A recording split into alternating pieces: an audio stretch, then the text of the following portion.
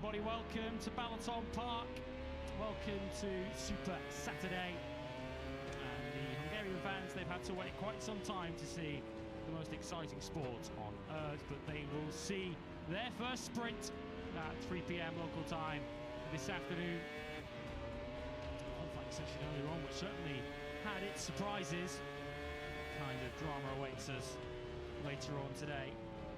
We go sprinting over 13 laps of this tight and twisty and technical Balaton Park circuit, which in moments will see Moto3 go qualifying. Slightly condensed schedule here this afternoon after the delay in the Moto3 opening race, which took place a few moments ago. So Moto3 qualifying 1 is going to get underway in just over 1 minute's time. Qualifying 2 following on the heels of that. Pretty pleasant conditions, you have to say, at this stage of the weekend, particularly given the forecast when we arrived here, which didn't necessarily inspire confidence, particularly for Thursday and Friday. We did well to avoid much of the rain. We're looking to avoid a Q1 mishap in the next 15 minutes. Are these riders coming up in qualifying 1? Tayo Furusato, who's well versed at coming through qualifying 1, it has to be said. Sixth time should I say, 5 previous occasions he's come through qualifying 1. He's been successful in 3 of the previous 5. Marcos Uriarte, who knows wherever he qualifies, he's going to the back of the group anyway, but he will be out there in Q1. Casey O'Gorman looking to build on a quite impressive Grand Prix debut in Austria. We also see Joel Kelso, perhaps the standout name in this Q1 session, the rider 6th in the World Championship. Ruche Moodley and birthday boy Cormac Buchanan for the Dempsey Racing Boe squad. Eddie O'Shea and Leonardo Abruzzo for the MLAV team. The CIP Green Power duo of Scott Ogden and Noah Detweiler. Ogden, another name who is generally in Q2 more often than not. Things in the lineup in this upcoming session: Arbi Aditama and Stefano Nepa. We have 12 riders out on track. The session, as you can see, is already underway for Moto3 qualifying 1, which will be brought to you by Lewis Sotheby and Neil Morrison. Elliot York is in pit lane for us. And a Moto3 qualifying 1 session which features, I guess in some respects, Neil, and under fire and under pressure, Joel Kelso, still putting in a very consistent season. He's 6th in the World Championship, but perhaps still has a few words from his team boss Alessandro Tonucci ringing in his ears as he goes out to qualify. Yeah, absolutely. Alessandro Tonucci has been a little bit critical of his rider in the last couple of weekends. Tonucci was slightly frustrated by the fact that Joel was overtaking many riders in front of him in last weekend's race in Austria. Joel, in fairness, has been coming back from a fairly substantial injury which kept him out of the race in Czechia before the summer break. He's still complaining a bit of pain in that left foot in the race 1 week ago. Well, what's it got to do in this Q1 session? He had a hit and nightmare day yesterday, didn't he? Crashing out 2 times in practice. Kelso saying they just come out by the wind. Very, very blustery here at the Balaton Park circuit on Friday morning and Friday afternoon. Thankfully, that is calmed right down so far for today's sessions. And Kelso was actually looking pretty good this morning in FP2, looking a little revitalised and ready to go again. Ended up this morning's session in a much improved position, so he'll be hopeful of carrying that form through into Q1. Joel Kelso has been in every single Q2 session so far this season. 1 previous Q1 appearance, that came back in Austin, Texas, but he did then go through to qualify on the front row of the grid in 3rd. As we've seen on MotoGP in recent times, very recent times, qualifying 1 doesn't necessarily mean the end of your fortunes of challenging right towards the front of a MotoGP or indeed Moto3 grid. Fastest lap times of the weekend, by the way, were set this morning. Max Quiles on a 1:45.812. Of course, no previous track data to draw upon. Brand new circuit to MotoGP and Moto3, of course. 4.1 kilometres, give or take 25 metres or so. 17 corners, though, crammed into what is quite a short space. It's a shorter track in terms of distance than the Red Bull Ring last weekend, and that only had 11 corners. This one has 6 more than that. few more opportunities to get it wrong and to maybe run off track. Maybe look at the deal of one of these numerous chicanes that we have around this track. Three separate really tight chicanes, turn 9 and turn 10, then 12 and 13, and then into the final one, into turn 15 and 16. And the field of all the categories that are here this weekend for MotoGP, Moto2, Moto3 and MotoGP, is perhaps Moto3 that will not be so defined by grid position. I feel there's going to be ample opportunity for fast riders that maybe need a bit of a test for qualifying to come through. I don't think that's going to be the case in the bigger classes. Through the final chicane then we come with Joe Kelso. That's turns 15 and 16. This is the 90-degree left of 17. On to the home straight. Finish line, as you can see, fairly close to the final corner, so perhaps not a final lap where leading out of the final corner could be a disadvantage. Marcos Uriarte edges ahead of his teammate Joe Kelso. It's an MTA 1-2. Reminder with Uriarte, he does go to the back of the grid for tomorrow's Grand Prix for running slow on the racing line, something he's fallen foul of one time too many. So wherever he qualifies in this session, Uriarte will start at the back. So Uriarte has it all to do tomorrow. He's up to commend number 67 back on our screens for a second week in succession. Casey O'Gorman for getting his tactics spot on in this session, heading out the track just behind Joe Kelso. Decent slipstream. Casey O'Gorman in fourth after a decent opening salvo there with 47.6, 3/10 off Uriarte's quickest time. And to say he's not inherited his invitation back to race in his second Grand Prix after his debut in Austria 1 week ago. He managed to qualify 19th and finish just outside the points in 16th. So O'Gorman showed plenty of potential in his first race as a World Championship rider. Up in 14th too this morning was the Irishman on 1:46.991, so he's still around about 7/10 of a second shy of that in this session, but top 4 advance as always to battle it out of the pole position in qualifying 2. Scott Ogden, another rider who would surely expect to be there rather than hope to be there. Only one previous occasion this season as Ogden missed out on qualifying 2. That was back at Jerez earlier in the season where he qualified down in 24th place.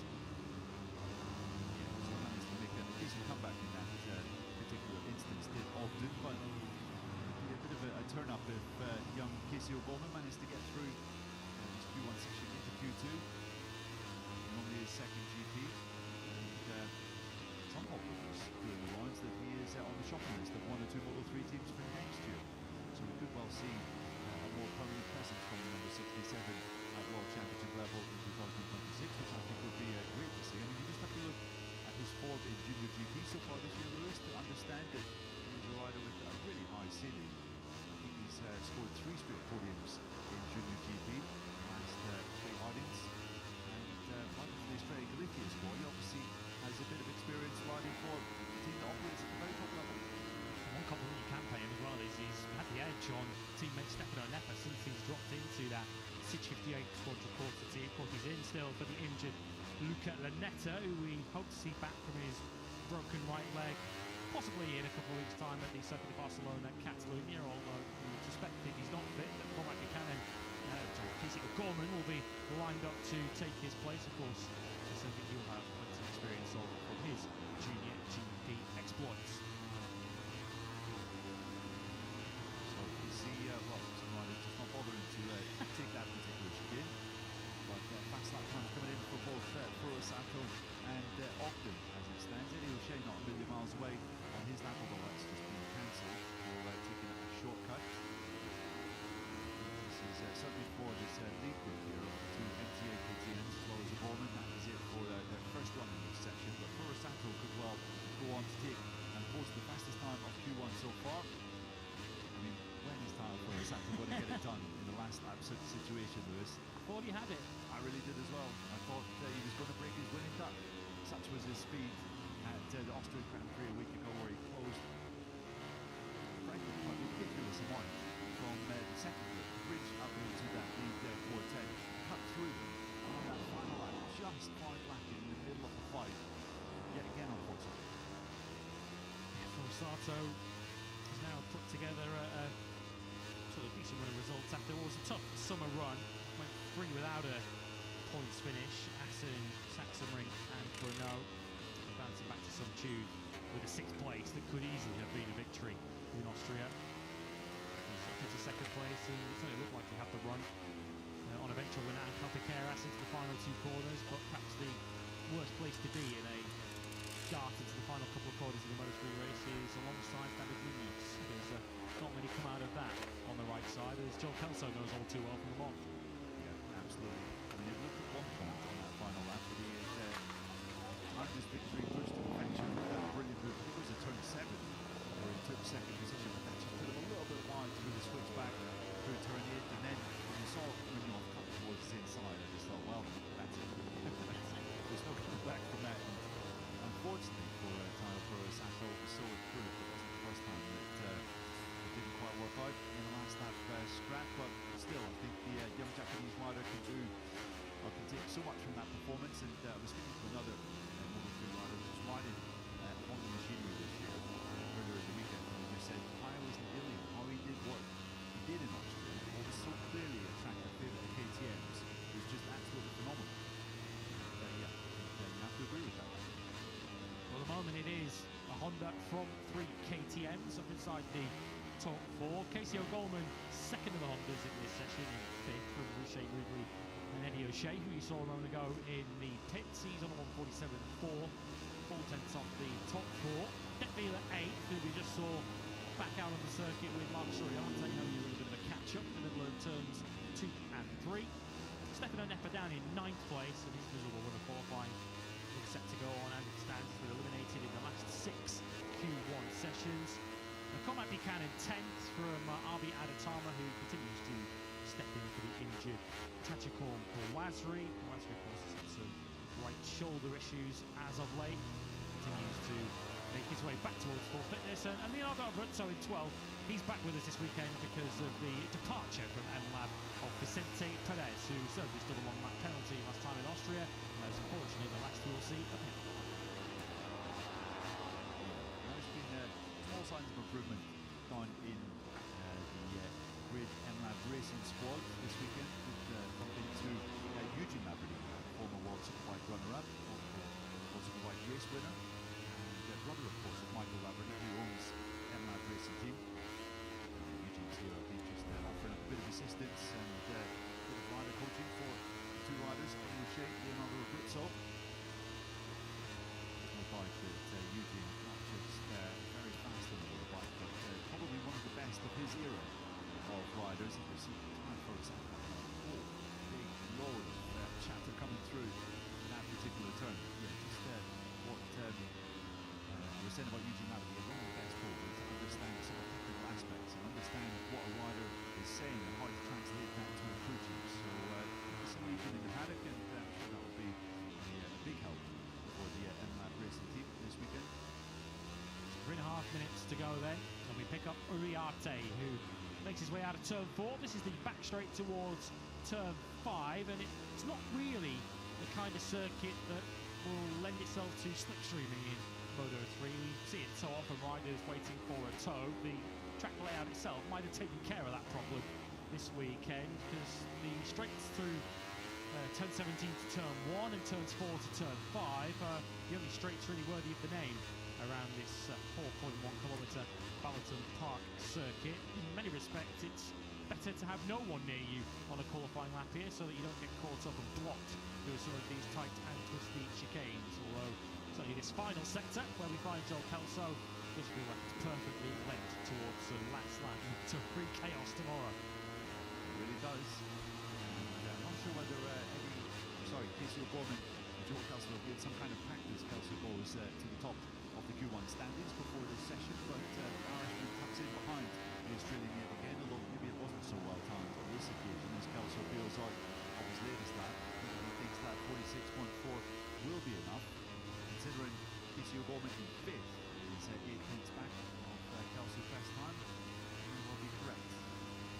That 46.4 is a couple of tenths shy of what Kelso did this morning in one of pointed out was a much improved session for the Aussie. So around about half a second or so away from the fastest lap times we've seen so far today as the cloud cover begins to descend over us. Yeah. Just a brief update on Joe Kelso's future. As Andy said, he is still in the running for a spot in the Level Up MTA squad next year, but he wasn't sure. He wasn't exactly saying, yeah, really keen to keep Joel on board when I spoke to him after the race in Austria 1 week ago. He was saying, I need to make a decision, and I'll probably do that in the next week or two. So that's probably been hanging over Joel Kelso's head in the last couple of weeks as well, and let's be honest, it's not something that is very pleasant to have hanging over your head when you are essentially running for your future, but at least Kelso put in a really good performance here in Q1. It looks as though he's already secured a passage into Q2, and hopefully he can build on that from there. Right from last year when Kelso was one of the first riders that signed up for 2025 when the MTA squad signed him up in about late spring, didn't they? For this season, not quite as keen to extend his stay to 2026, although we do hope that Joe Kelso is able to secure himself a place on the grid for next year, given he's had his best season as a Moto3 rider. Still a very comfortable sixth in the World Championship. Picking up Boucher Moodley through turns 8, 9 and 10. Left-hander now, 11. Long lap penalty on your right-hand side, which I think could be quite a popular route during tomorrow's Moto3 Grand Prix.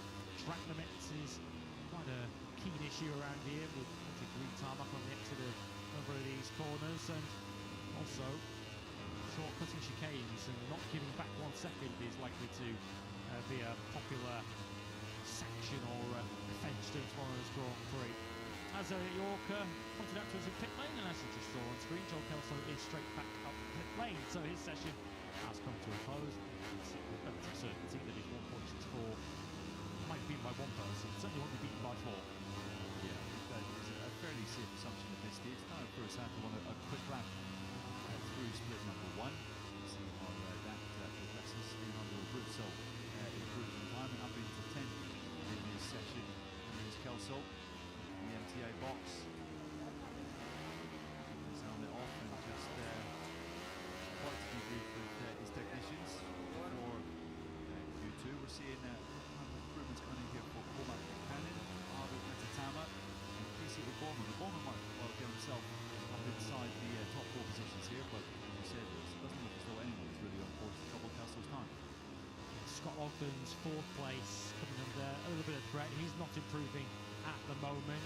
O'Shea could lift himself potentially up ahead of O'Gorman and Moodley if he has a good final sector here, as he buries himself behind the bubble on the number 8, and O'Shea does improve in time but not in position. Buchanan up into 5th place, so no Q2 appearance for the Kiwi on his 19th birthday, and he's just been beaten by O'Gorman, who retakes 5th place on a 46.9, and he's just had a look at the screen and seen how close he was to getting himself into Q2. He was 48 thousandths away, but O'Gorman misses out in 5th. Mildly frustrating then for the young Irishman. At least it is personal best qualifying at World Championship level. He was 20th last week and 19th it seems he will be this week on the grid. I'm sure he could do something on his final lap, but second away from the fastest time. He nails his final sector. He could well move into that 5th place or even into 4th. I think Ogden should be safe tonight. As Moodley proves me wrong, coming across the line. Does not improve, so it is 7th place at best for the South African. That is 21st on the grid. So in the back of the picture, moved up a place into 11th, and I was Stefano Netter. I would block the 658 Squad Course website and post him to his blog from his web browser for the next couple of weeks. Stefano Netter 12th. He will start right at the back of the grid. The season's well qualifying, and that is the 7th consecutive weekend he's been eliminated in Q1. I really feel for the Italian. Something just is clearly not right, whether it's the synergy with the team, whether it's his adaptation to the little Honda Moto3 bike. But yeah, Neto, I think he's proved in his Moto3 career, in his 6 previous seasons, that he certainly is not at that level. And his confidence looks to be pretty shot, unfortunately, as it stands. But not the case for Joel Kelso. He's looking a lot more like his old self after a tough day yesterday here on Saturday. 2nd place for him in this session. Sato managed to pick him late on. The lap time was just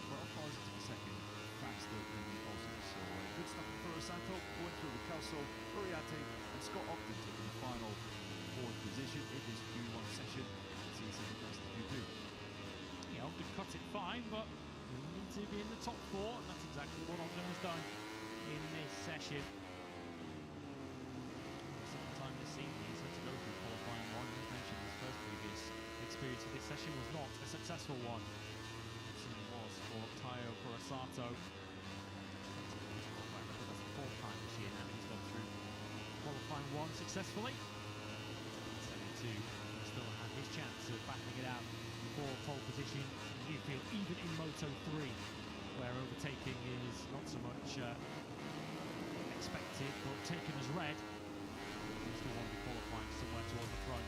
Will still be a major handicap if you're deep on the grid around here. So Tayo Purasato tops Q1. He moves through to the battle for pole position. Joel Kelso and Marcus Uriarte join him for level up NTA. They level up from Q1 to Q2. Scott Ogden fourth ahead of Casey O'Golnu. Misses out in the first Q2 appearance by less than half a tenth.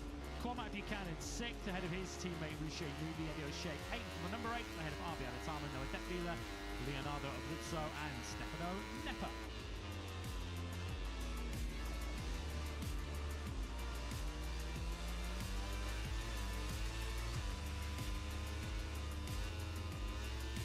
Tayo Purasato tops qualifying one. How far can he go in the next 15 minutes? Q2 is coming up next.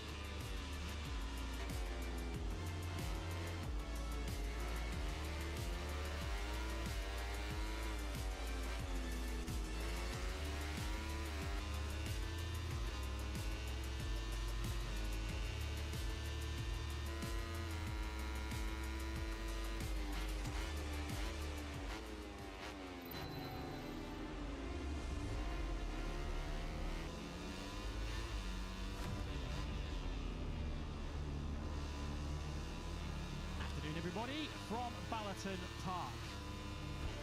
Closing now on the shootout for pole position in Moto3, which has been falling in recent weekends. Tends to shine a spotlight on brand new faces. The last 3 qualifying sessions now have seen first time pole sitters. Balaton Peroni, last time out the Red Bull ring. Bruno saw the turn of Guido Pini for the Liquimoli Dynavolt Intact GP squad, and back to the Sanson ring. Scott Ogden on pole position for the first time in his Moto3 career. All 3 are part of this upcoming qualifying 2 session.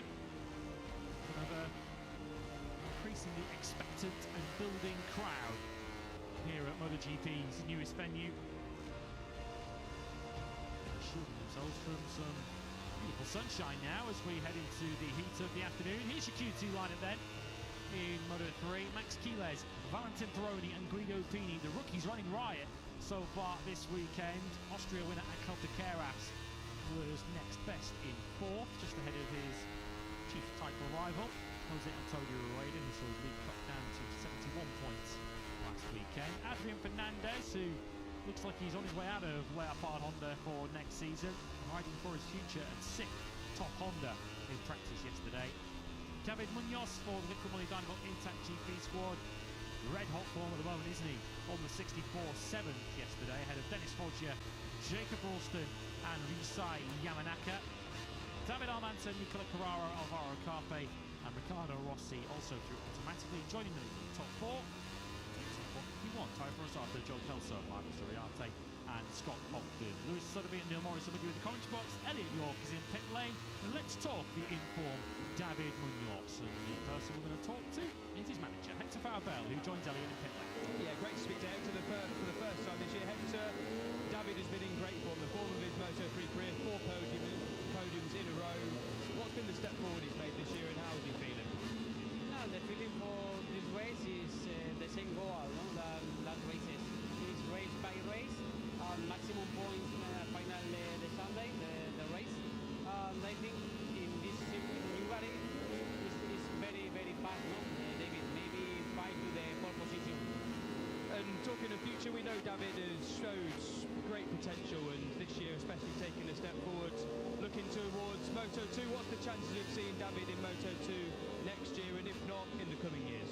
At the moment, David is very happy with this team, and I will continue with this team next year. Is that in Moto3? At the moment, depends Manu Gonzalez. Depends Manu. Okay, and then I assume if he stays in Moto3, then definitely in 2027, I think it will be, I'll get my maths right, he'll want to move up to Moto2. This is the idea. The idea is continue in Moto3 and 2 years more in Moto4. But at the moment, wait. Okay, great to speak to you, Hector. Good luck to yourself and David, and great to see David in form. Okay, thank you, mate. It really is good to see David Munoz in form. That form is 4 consecutive podiums and 5 in the last 6 Grand Prix, which indicate why you understand David Munoz being so keen to move up to Moto2.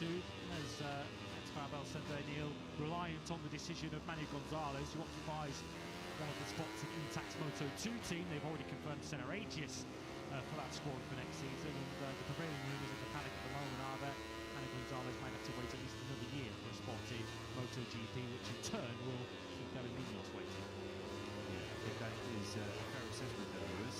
From what we understand, that Munoz was really trying hard to step up into the Moto2 category next year. He feels he's ready to make that step, but finding a suitable seat is proving rather hard. So in the end, his current squad have said, look, we like you, we feel that you've made big improvements, a big step forward this year, so why not sign a long-term deal? Maybe 1 year further in the Moto3 category, and then 2 further years in Moto2, 27 and 28. I have to say that's a pretty decent deal. Next year, he can really go for the title in Moto3, and then after that, he'll be stepping into a team that might have won 2 back-to-back Moto3 championships. So we're getting a bit ahead of ourselves saying that right now, but certainly what Gonzalez is a Moto2 team of some real high standards. And Munoz, just look back to 1 week ago, I mean, I think it was only really what, 2 laps to go where we thought, not making podium there. No point really having before that had he shown that kind of potential. Number 64 is just on our screens here, but coming through from 14, so big yet again. And certainly some other Moto3 riders, team managers, felt that it was a bit over the limit with 1 or 2 of the moves that he did, especially on the fourth and lap line into turn number 9. Move which pushed Max Aquiles off track and Balaton as well. But Stewart's really good with those. And I have to say, after rewatching the replays a couple of times after the race, I have to agree with him. I think it was very aggressive, but I don't think he did anything wrong. The gap was there, no question about that. He was entitled to go for it, and some of the issues here getting the front tyre one off Max Aquiles' KTM, but they have successfully retrieved it. Here, David Munoz, I'm in the same sort of mindset as I was after the final couple of corners at Le Mans when he piled up the inside of Joe Kelso. If I'm David Munoz's team manager, I'd perhaps be more annoyed if he didn't go for the move at that particular stage of the race than if he had actually gone for perhaps a slightly aggressive attempt up the inside. And as you say, for so long in that Austrian Grand Prix, we had a 4-rider freight train away at the front, which we thought was going to be squeezing the victory. Hancock Piqueras, Felicia Yamanaka, Max Aquiles and Valentin Peroni, and they suddenly got gobbled up in the closing stages by Munoz and Forasato, who ended up, in Munoz's case, taking place on the podium. Forasato almost doing so. But it did lead to a slightly closed-up situation at the top of the World Championship. This man, Jose Antonio Rueda, seeing his lead cut down to 71 points. Nowhere near pressing the panic button just yet, but Piqueras finally in danger of injecting some momentum into his title charge. Yeah, first time in quite some time that we've been able to say that. The first weekend really this season in which Piqueras has looked like the main man going into the race and then delivered that result as well. He didn't quite manage to get pole position 1 week ago, but second on the grid, first on the Sunday. And on that final lap, all the chaos was kind of kicking off behind Piqueras for second position. But by Moto3 standards of the Red Bull Ring, he was in his own kind of company apart from him, able to get a couple of tenths ahead of the rest, but the Red Bull Ring, that is that's a kind of lifetime really. And Piqueras, looking good. To be fair, he's been looking strong again this weekend, regularly up towards the front of the field. And his third win of the year, and let's see whether he can kick on that and really all follow Max Quiles, they say, as Quiles dives straight up pit lane to try and avoid any of that kind of fun and games. So it's Akan Takeras who will now lead this group onto the start-finish straight, which is particularly long. Longest straight here, which is the straight down from turn 17 to the first corner, turn 1. Only 665 metres or so. One of the few parts of this Balaton Park circuit where a slipstream is any kind of use at all. Generally, as we on Q1, you kind of want either an empty track ahead of you or a fast rider ahead of you who's going to provide a sort of reference and some brake markers, which are so important around this Balaton Park circuit. So much of the lap time that is won around here is won on the brakes.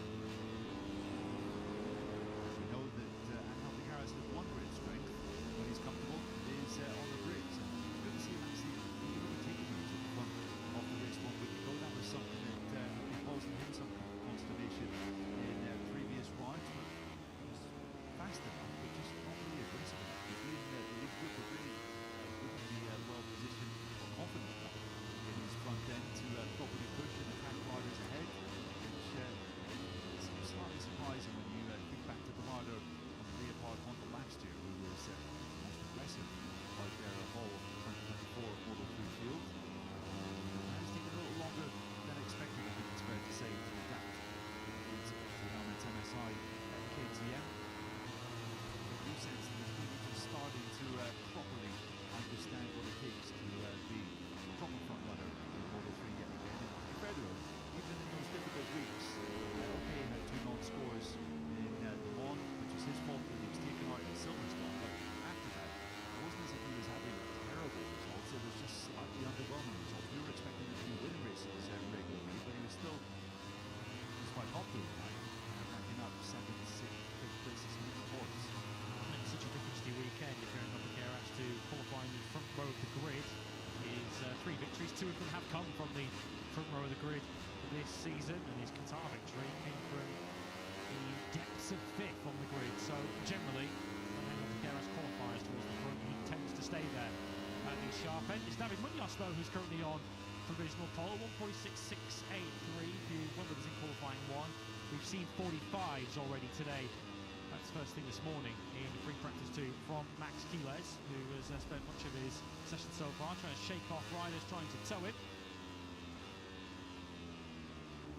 Munoz making a bit of a mess of turn 5, that is. It is near the back straight. Feeling on that particular lap, but he is currently fastest at 46.6. Elevon Mansa doing well, and Adrian Fernandez showing some form here. As Lewis said at the top of the broadcast, searching for a ride by all accounts. I think ideally he would like to see himself in Moto2 next year, but as things stand, he'll take any ride that comes his way, because Adrian Fernandez, unfortunately, this kind of mid-season lull that he had, which saw him score 0 points with 0 finishes from 5 races in the midpoint of this season, which though it's cost him his seat at Leopard, and possibly on the Moto3 grid as he goes pole provisionally as Christian Lundberg here at Drag Couture. Look on from the Leopard squad. Well, we've said in all 3 classes this weekend that perhaps being a rookie isn't quite the disadvantage around here that it would be ordinarily in a Grand Prix weekend. Of course, every rider is brand new, every rider is a rookie as such around this Balaton Park circuit, and here come a couple of very fast rookies. Valentin Peroni in search of back-to-back pole positions, 146.120 for him, just ahead of Alvaro Carpe, who hasn't necessarily been bright and bold on the radar so far this weekend. Was 13th at the end of practice yesterday, squeezed through, relatively speaking, into qualifying 2. Carpe at the end of practice this morning, just squeezed inside the top 10 in 9th place, but it is, as we stand, an all-rookie front row of the grid, Peroni, Carpe and Pini.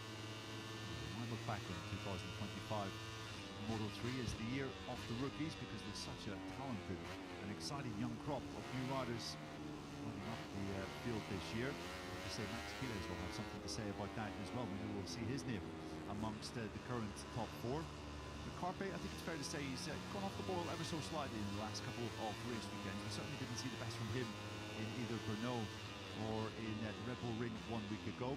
12th and 10th place finishes in the last 2, which you might say is no big deal for a rookie, but consider previous 6 races he had been inside the top 5 on every single Sunday, so it does represent a proper dip in form for the young rookie. He was saying in the Red Bull ring that qualifying was okay, but it just went in the wrong direction, setup direction on the Sunday, and he was only able to score 10th place. So good to see Carpe back up there towards the front in Moto3 here, a bit more like his old self that we saw previous to Renault. Quiles onto the second row of the grid then in 6th place, his first real attempt at a qualifying lap in this session after he bailed at the end of his first run. So rookies first, second, third and 6th now. Piqueras up in 4th on the first of the Prusa empty helmets MSI KTMs, and Jacob Ralston is up in 5th place, which as it stands will equal the best qualifying of his Moto3 career. Leopard Hondas currently sit 7th and 10th. Adrian Fernandez and Darren Almanza for an update on their progress. We can cross down to Mia Couture, who joins out. Certainly can. Mia Drag, great to speak to you after a few weeks away from myself and yourself, of course. How are your team feeling ahead of Hungary? Looks like you've picked up a bit of form, especially on Adrian's case, who got his points in Renault and then again in Austria as well. We heard a lot of things about Hungary here, about the track, but it seems very good. I mean, it's a very tough track for riders, and these days we did very well. I mean, I hope that it will be like this in the qualifying, but we have some serious rider in front, but it won't be easy. Talking of, just let the bike go out, I think it's Joel Kelso. Talking of the future, Mia Drag, obviously a lot of rumours going around with Moto3 teams now. MotoGP is pretty much sorted. What can you tell us about what the team Leopards looks like at this moment in time? What can you tell us about the future? I mean, yeah, there is a lot of very noisy. There are lots of speculation on after that Liberty Media took over the MotoGP, but we have to wait and see what's going on in 26 and 27 with the new rules and what Liberty Media will bring in. But for the moment, we are there. We will continue like this. Obviously, our goal is to move also in Moto2 or more, but let's see and what's going to happen. It's too early to talk about, because I think there will be a lot of changes in everything. We had a good meeting, I mean, with Dorna and Yuta on Thursday. They explained to us that 26, 27, everything will remain more or less as it is, and after we will see for 28. In terms of the riders, David and Adrian, are you looking to keep both of them, looking to keep one of them? You guys are used to winning, challenging for championships, of course. That's not happened so far this year. What's the latest on those two riders and who you might be bringing in the future? It's not easy for the moment to attract new riders, because everybody wants to go to KTM, obviously, because they are leading the championship and they seem to be very strong.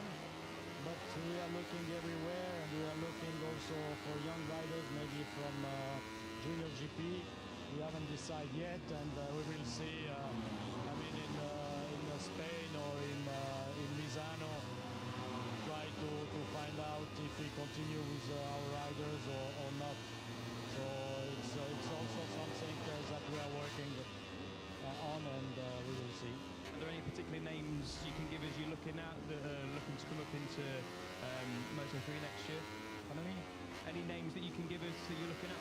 It's difficult. I mean, we have some names, but we have to wait also that the rookies can finish, and also the new Junior GP, because with these new rules that they must be 18 or that they must be in the first 3 in the championship. So it's not easy to find good riders. Mia Drag, appreciate your time and good luck for the rest of the session and tomorrow's race. Thank you very much. Thanks very much, Elliot, and thanks to Mia Drag Couture from the Leopard Racing team. As we see, Tao Furusato has had a big old crash in sector number 1. That's a pin. He's out of turn 1, isn't he? Furusato is high-sided, and the yellow flags are out, which is very good news for Max Quiles, who was setting pole position laps for fun there, while we're hearing from Mia Drag Couture. 1:46.060 for Quiles. that Forsato was able to bring himself back to his feet. He has, and he's now crash tracking his way back onto the racetrack. Pretty remarkable recovery from Kyle Forsato to get back up on his little Hungarian major bike.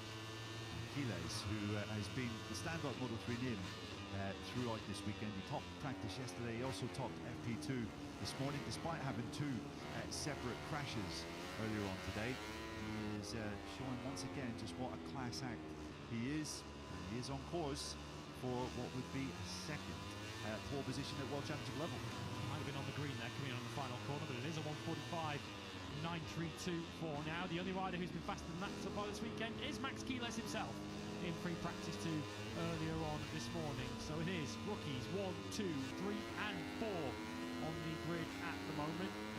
Well, currently threatening a change to that. Of course, the yellow flags have impacted all of the laps that are currently in progress. They have now cleared, so Angel Piqueras has one more shot with a minute to go to potentially move himself up the order. He improves on his time, but cannot break into that rookie quartet who topped the session. So impressive. All of the 4 rookies currently fastest. We just saw Scott Ogden go across the line, although 6.5 seconds off the fastest time. The Englishman has clearly had a couple of issues in this Q2 session. I'm not exactly sure what has happened. Rishi Yamanaka, who was second just 6 days ago, down in 16th. Very surprised to see him all the way back there. And we're kind of spinning around. Another name that is quite impressive up towards the front, Jacob Golston, up there in 6th. As it stands, it's been a difficult recent run for the Aussie, but he's on course to equal his best qualifying result of his career with 6th. Second row of the grid at the moment for the Aussie. Here comes Alvaro Carpe then, who's up behind Munoz, who's up behind Jose Antonio Rueda. Rueda currently back in 9th place and currently sitting 4 places behind his nearest championship rival, Angel Piqueras. We're now round turn 14 and now got the more tight, twisty and complex final sequence of corners, right through 15, left through 16 and left again into the final corner. Where can Jose Antonio Rueda lift himself on the grid? 4/10 at the line, couldn't move him onto the front of row 3, and that's exactly where he goes, but that has already changed. Munoz up into 4th place. He does break into that rookie group and ahead of his teammate Guido Pini into 4th place. Keep an eye on Adrian Fernandez, who's at the top of the picture. He improves in time but stays back in 9th place. Quiles, who's now watching the big screens, and the rider he'll be watching very closely is this man, Angel Piqueras, currently sitting 6th. He could potentially move himself onto the front row of the grid with this one. We look straight into the eyes of the number 36, who's after back-to-back victories tomorrow, but it is back-to-back front row starts for the 36. Yeah, that bodes very, very well for his victory hopes tomorrow. Good stuff again from Piqueras, but that pretty much confirms it, that Max Quiles has gained his 2nd pole position of his career. Kept to and fro going into turn 1. I think that was Mansa gesticulating towards Jacob Olsen up ahead. But brilliant stuff from Quiles, who was just reading off laps in the low 1-minute 46s for fun in the second half of that Q2 session. And really, look as though it was in doubt at any stage during that little run. We did 2 or 3 laps that would have put him on pole position there, did Quiles. Let's have a look at what was going on in the middle of turn 1. That was the high side, of course, for Forsato, who high-sided right in front of Yamanaka there, his fellow Japanese. Disappears out of shot and lands hard. Followed in by the motorcycle as well, which gives him a little bit of a kick as well. Now, these reports that Forsato didn't get back up and back on his motorcycle. He did come across the line in the end and took the checkered flag in 12th place. But we do have rookies 1st, 2nd, 4th and 6th on the grid for this first Hungarian Grand Prix at Balaton Park. It's pole position number 2 for Max Quiles, front row start number 4. Not bad, but we're only about to start the 10th Grand Prix. Yeah, keeps his run going off qualifying inside the top 8 every single Grand Prix which he's competed, which is some going for a rookie in the class. Brilliant stuff from Quiles yet again. And I guess maybe his 2 crashes in FP2 this morning were a slight window into his potential weakness. There could be a mistake there if he is pushed to the limit. I'm sure the likes of Angel Piqueras, who has qualified 3rd, will have noted that. Brilliant stuff yet again from Valentin Peroni, 2nd front row start in succession for the Argentinian. He will obviously be feeling very sore still after the outcome of the Austrian Grand Prix, when it was looking as though he could maybe fight for victory, take victory in that that race. Eventually finished down in 7th position after that contact with David Munoz. So I'm sure Baroni is coming to this weekend angry, and yet again he has shown that he is a match for other rookie stars in this year's field. Food for thought potentially for the World Championship leader. Second Saturday in a row. Jose Antonio Rueda qualifies 8th. Came through very late, didn't he, to 5th last weekend in the Grand Prix in Austria. One front row in the last 4 now for Jose Antonio Rueda, who had such a strong qualifying record at the beginning of the season. Seen him on pole position on 4 previous occasions and 7 front rows, but his qualifying hot streak has run a little cold recently. Yep, it has. And you could look at his race in Austria as being potentially a bit of an off day, but I'm told that he really dislikes the layout of the Red Bull ring, and the fact that he dislikes to come through and finish, what, 5th, just half a second off with Victor. I think in the end it was a pretty positive result for the championship leader, and we do know that he is absolutely at his best at fast-flowing tracks. He's had some of his best performances this year at the likes of Silverstone, Jerez, Brno, where he's taken victories. His tight layout maybe isn't quite on that level, so it'll be interesting to see what Rueda can do tomorrow. But there is no doubt that both Quiles and Piqueras have got momentum on their side, looking to trim his championship advantage further in tomorrow's race. World Championship situation, the 4 riders immediately behind Rueda in the World Championship all start ahead of him on the grid. The championship challenge is going to come from anywhere. It's going to come from Angel Piqueras. 71 points is the difference between the two. Moto3 is making his way in our direction. Top pole position for his second start in Le Mans. It's pole number 2 for Max Quiles, who joins up. Maximo, top job to put it on pole here in Hungary. After missing out on the podium last weekend, you must be really happy and really confident of challenging for another victory in Moto3 tomorrow. Yeah, for sure. I enjoyed a lot this new track. I like to have new tracks because many people has many experience, and in these tracks everything is new, so I enjoy a lot. Yeah, really happy with the pole. I was really consistent all the weekend with the rhythm and with the fast laps. But yeah, this morning was difficult. I had to practice.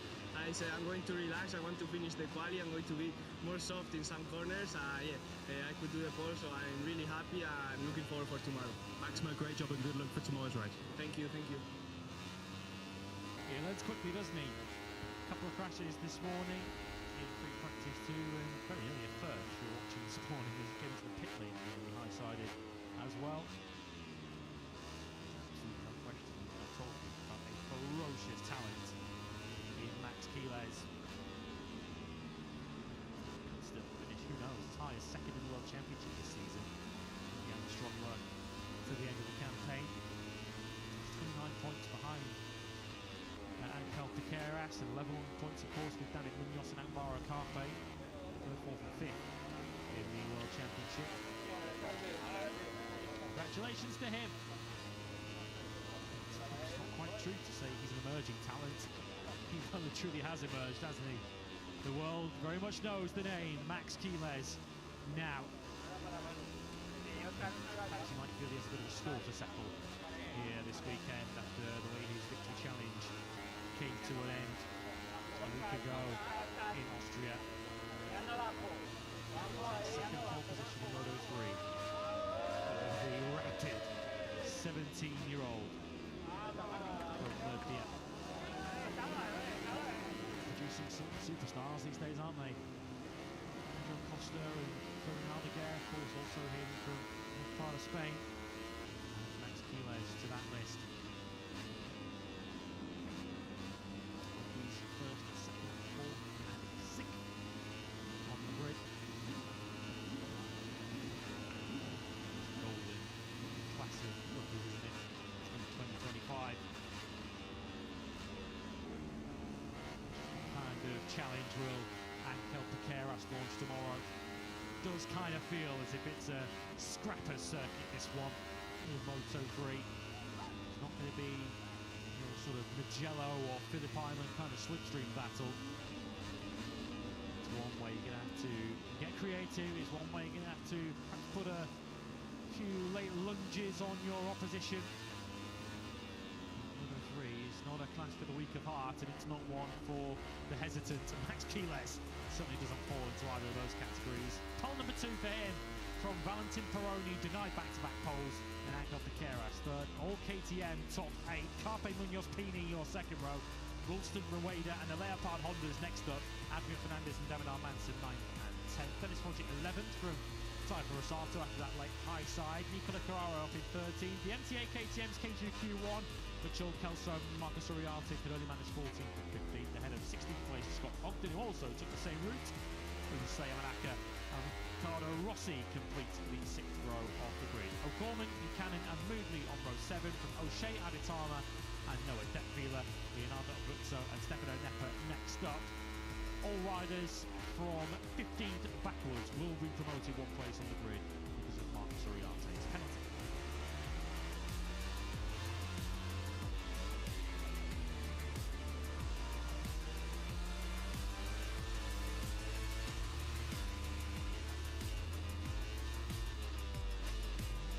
He threatened this in practice, and Max Quiles did deliver a second pole position in Moto3. We'll turn our attentions to Moto2 in just a moment. Q1, heavyweight Q1, is coming next.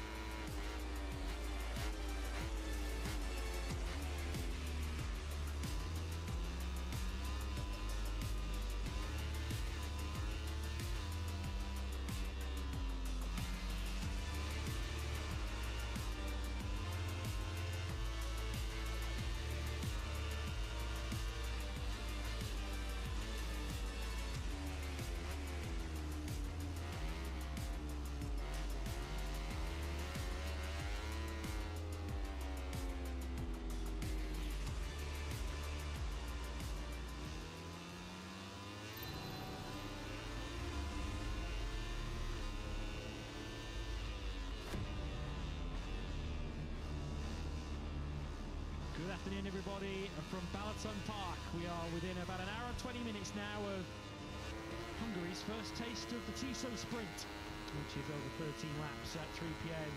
local time. Cloudy conditions, but very comfortable temperatures. Here as we head into late summer in western Hungary. We've seen MotoGP go qualifying this morning. Moto3 have just settled their grid moments ago. And up next we will decide the grid for the 14th Moto2 encounter of 2025. If you like heavyweight Q1s, you will come to the right place in Moto2. After the event of practice yesterday, we have some serious big hitters set to battle it out in this first session of 2. The riders who sit inside the top 8 in the World Championship, of which of course only 7 of them are here. Denis Onchu still injured. We have 4 of them in this Q1 session. Albert Arenas, who's 8th in the World Championship, tops your qualifying 1 entry list. He missed out on a place in Q2 yesterday by 700ths of a second. Danny Munoz, Cerebral KTM Ayo, he's the injury replacement still for the aforementioned Denis Onchu. Tony Arbolino, Zonta van den Gorberg, Jorge Navarro and Bruno winner Joe Roberts. Well, there's your biggest name of all, the 44, second in the World Championship, Aaron Canet. Qualifying 1 for just the second time this season, although the first of those did result in pole position. Chelsea Vietti, who of course is 6th in the points, podium finisher a week ago. He's had a nightmare weekend so far, not enjoying Balaton Park so far. Barry Baltus, 4th in the points, teammate to Canet. Bantic, he's also a Q1 participant. Joining him in this session, Darren Binder, Unai Aradre for the Kijun Moto Printer MSI squad, the Inimitsu Honda Team Asia Giro of Yuki Kuni and Nakula Adorak Fugapat. And we welcome back to Moto2 this weekend a former championship leader and 2-time Moto2 Grand Prix winner. The number 3 of Sergio Garcia is back with us in Moto2 and will be back with us on a full-time basis next season. He has signed, along with Alonso Lopez, for the Cassini Moto2 squad next season. We'll sort of it in Neil Morrison with you in the commentary box. Elliot York is in pit lane. Boy, this is a big hitting qualifying 1. Aaron Canet looked all at sea yesterday, and although he does go through qualifying 1 this afternoon, perhaps some signs of light at the end of the tunnel earlier. This Balaton Park circuit, and it did go 1:40.570, and did show himself capable of setting really fast one-off lap times, so he'll be looking to replicate that in this session.